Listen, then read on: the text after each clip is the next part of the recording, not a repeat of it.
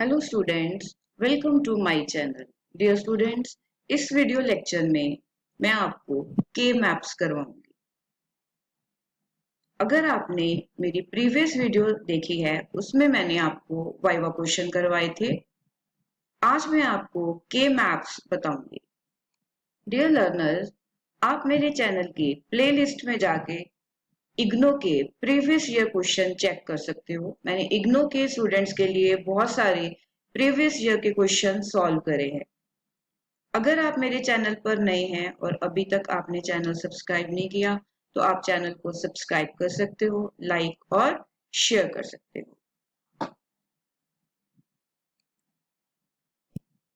Dear learners, के map का topic मैंने आपकी पीडीएफ से लिया है। जैसे कि आप स्क्रीन पे देख रहे हो that K maps are a convenient way of representing and simplifying Boolean function of 2 to 6 variables.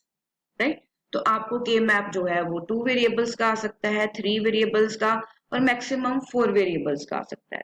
तो मैंने अपनी प्रीवियस वीडियो में मैंने आपको बताया था कि इसके लिए एक फॉर्मूला है। जैसे कि आप देख रहे हो that A map of 2 variables contains 4 value positions और elements, while for 3 variables it has 2 raised to power 3 equal to 8 elements. It means कि जो के मैप है वो हमारा नंबर ऑफ वेरिएबल्स पे डिपेंड करता है। अगर तो हमारे पास 2 वेरिएबल्स हैं तो हम कितने पोजीशंस बनाएंगे?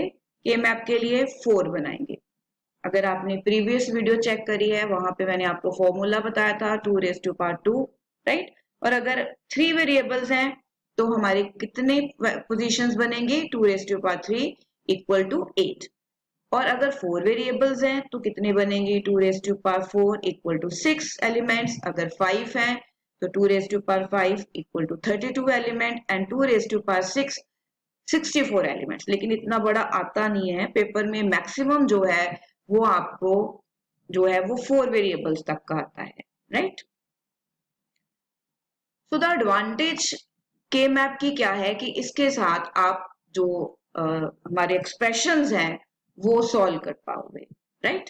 सो अभी मैं आपको बताऊंगी, जैसे कि आप देख रहे हो कि स्क्रीन के ऊपर 3.7 फिगर में कि ये हमारे पास 2 वेरिएबल का के मैप है। डेसिमल्स में आप देखो वैल्यूज गिवन है 0 1 2 3। अगर 0 को रिप्रेजेंट करना है तो डेसिमल में हम कैसे रिप्रेजेंट कर सकते हैं?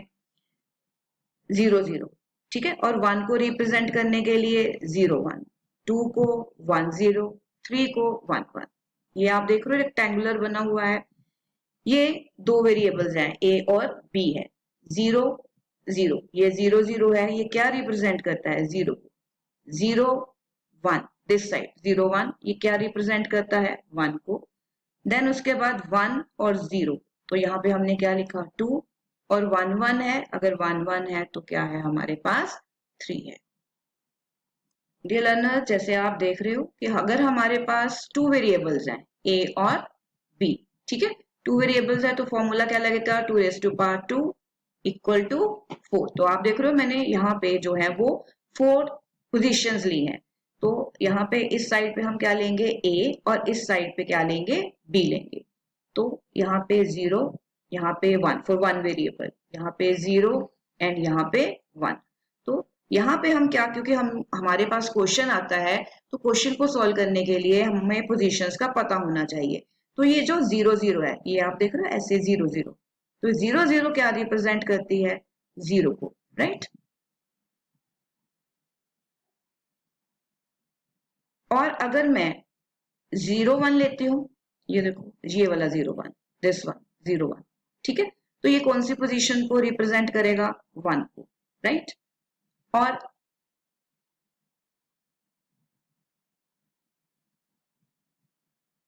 और यहाँ पे हमने 2 लिखना है तो 2 को रिप्रेजेंट करने के लिए डेसिमल आपको पता है, 2 डेसिमल को रिप्रेजेंट करने के लिए बाइनरी में हम 1 0 लेते हैं। तो यहाँ पे 2 2 हो जाएगा, यहाँ पे 2 हो जाएगा, 1 0 मीन्स 2, राइट। और अगर हमारे पास क्या है? 1 1 है ऐसे, तो यहाँ पे क्या आएगा? 3 आएगा। कई बुक्स पे आप देखोगे कि यहाँ पे जैसे मैं सेल्फ पोजीशंस बना रही हूँ ना 2 वेरिएबल्स के लिए, यहाँ पे ए बार होगा, यहाँ पे ए होगा। ए बार मीन्स ये 0 को रिप्रेजेंट करता है और ए मीन्स ये 1 को रिप्रेजेंट करता है। यहाँ पे बी बार होगा और यहाँ पे क्या होगा, बी होगा। बहुत सारे स्टूडेंट्स को इसके बारे में पता होगा, लेकिन बहुत बिगनर्स हैं जिनको इसकी नॉलेज नहीं है, इसलिए ये मैं चीजें जो है वो आपको ड्रॉ करके दिखा रही हूँ। ये स्टूडेंट्स जैसे कि आप स्क्रीन पे देख रहे हो, ये हमारे पास 3 वेरिएबल्स हैं। तो इस साइड पे ए और इस साइड पे हमने 2 वेरिएबल्स लिए हैं बी सी। तो बी बार सी बार को रिप्रेजेंट करने के लिए 0 0 है, देन बी बार सी 0 1, बी सी के लिए 1 1 है और बी सी बार, ठीक है। तो बी सी बार के लिए 1 0। आपको पता ही है कि अगर हमने 2 को रिप्रेजेंट करना है तो 3 वेरिएबल्स में 2 को कैसे रिप्रेजेंट करेंगे, बाय यूजिंग 0 1 और 0, ठीक है। सेल में हमने पोजीशंस कैसे लिखनी है, ऐसे 0 1 2 3, ये देखो ना 3 को रिप्रेजेंट कर रहे हैं 0 1 1 से, देन 4 5 7 एंड 6। तो इस साइड पे मैंने आपको बताया है कि ए बार और ए, और इस साइड पे हमारे पास 2 वेरिएबल्स आते हैं, इसलिए हमने 2 बिट्स लिए हैं B bar as well as C bar के लिए। यस लर्नर्स, तो यहाँ पे हम क्या लिखेंगे, 0 0 को रिप्रेजेंट कैसे करते हैं, ऐसे ए bar B bar and C बार, ये आप देख रहे हो ना, ये A bar B bar and C bar. Likewise A bar B bar और सी, इसके लिए 1, ए बार बी सी बार, तो यहाँ पे हम 2 लिखेंगे, ए बार बी सी, तो यहाँ पे हमारा क्या आएगा, 3 आएगा। यहाँ पे ए बी बार सी बार 4 5 6 7। तो अगर आपने के मैप का न्यूमेरिक सॉल्व करना है तो ये सेल पोजीशंस अगर आपको पता होंगी तो ही आप के मैप में जो है वो अपना न्यूमेरिक को सॉल्व कर पाओगे।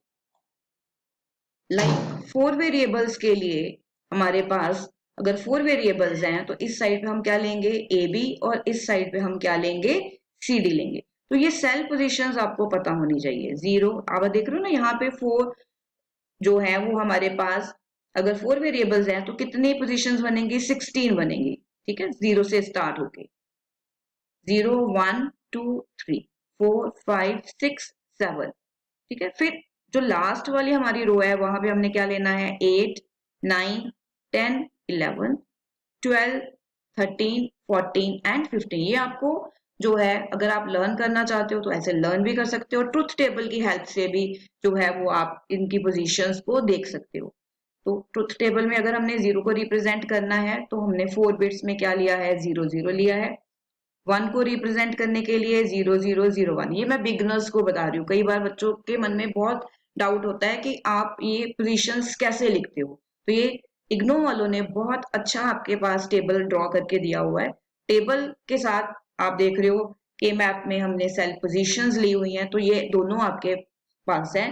अगर आप इसको ऐसे लर्न करना चाहते हो 0 1 2 3 तो ऐसे भी कर सकते हो, अदरवाइज अगर आप प्रॉपर क्लियर करना चाहते हो तो ये ट्रुथ टेबल की हेल्प से भी आप इसको क्या कर सकते हो, ड्रॉ कर सकते हो, बना सकते हो। डियर लर्नर्स, ये 4 वेरिएबल्स के लिए है। इस साइड पे मैं ए बी ले रही हूँ, इस साइड पे सी डी ले रही हूँ। तो यहाँ पे ए बार बी बार, जिसके लिए हम 0 0 लेंगे, then A bar B, right.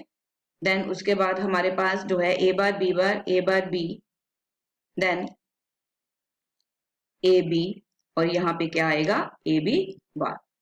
यहाँ पे C bar D bar, C bar D, C D and C D बार।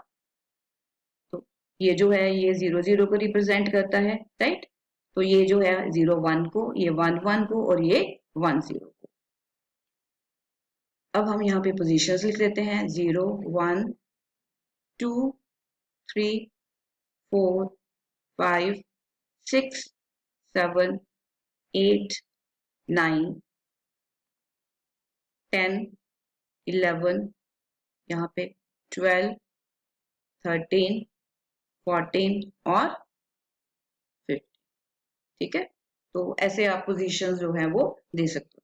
बहुत सारे स्टूडेंट्स के माइंड में ये आता है कि ये ए बी सी डी ही हमने वेरिएबल्स लेने हैं। नो, आपको जो वेरिएबल्स है वो ऐसे भी आ सकते हैं, एक्स वाई आ सकता है आपको, एक्स वाई, ठीक है, एक्स वाई करके भी आ सकता है आपको, पी क्यू आर एस भी आ सकता है, तो इस साइड पे पी क्यू और ऊपर आप आर एस ले सकते हो, आपको कोई भी वेरिएबल्स जो है वो आ सकते हैं, जैसे यहाँ पे डब्ल्यू एक्स वाई जेड ऐसे भी आ सकता है, ठीक है, ए बी सी डी करके भी आपको आ सकता है, कोई भी 4 वेरिएबल्स वो आपको दे सकते हैं, तो आपने उनको ऐसे ही अरेंज करना है। डियर लर्नर्स, के मैप की हेल्प से आपको ये पूछा जा सकता है, कोई क्वेश्चन आपको आएगा, न्यूमेरिक आएगा, उसमें आपको बोला जाएगा कि इसका सम ऑफ प्रोडक्ट बताओ या प्रोडक्ट ऑफ सम निकाल के दिखाओ, ठीक है।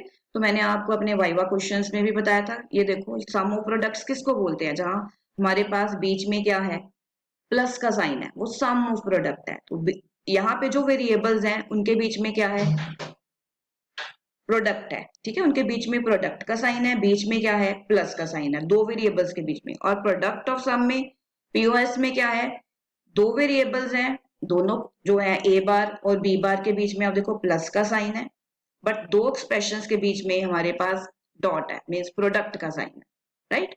So if a product term of SOP expression contains every variable of that function either in true or complement form, then it is defined as minterm. This minterm will be true only for one combination of input value of variable. ठीक है, so जब हम के map करते हैं उसमें हमारे पास मिन टर्म्स और मैक्स टर्म्स आती हैं, राइट। तो जब मैं आपको न्यूमेरिक करवाऊंगी के मैप का, तब मैं आपको और क्लियरली बताऊंगी कि हमने मिन टर्म और मैक्स टर्म्स जो है वो क्या है, ठीक है। तो एसओपी में हम मिन टर्म देखेंगे, और आप देखो इधर हमारे पास पीओएस फॉर्म है, तो वहां पे हम क्या देखेंगे, मैक्स टर्म देखेंगे। तो जब मैं आपको न्यूमेरिक करवाऊंगी तो मैं आपको अच्छी तरह से ये क्लियर करवाऊंगी कि what is min term as well as max term. तो इस वीडियो लेक्चर में इतना ही, मैंने आपको पोजीशंस बताई हैं कि अगर हमारे पास 2 वेरिएबल्स आते हैं तो हमने कैसे पोजीशंस लिखनी है, और अगर हमारे पास 4 वेरिएबल्स आते हैं तो हमने उसको कैसे बनाना है की मैप। इस वीडियो लेक्चर में इतना ही, आई होप कि आपको समझ आ गया होगा। अगर आपको इन के मैप की पोजीशन समझ आ गई है तो आप लाइक प्रेस करके मेरे को बता सकते हो, इससे मोटिवेशन भी मिलती है और ये भी पता चलता है कि जो स्टूडेंट है उसको समझ आ गया है। Thanks a lot.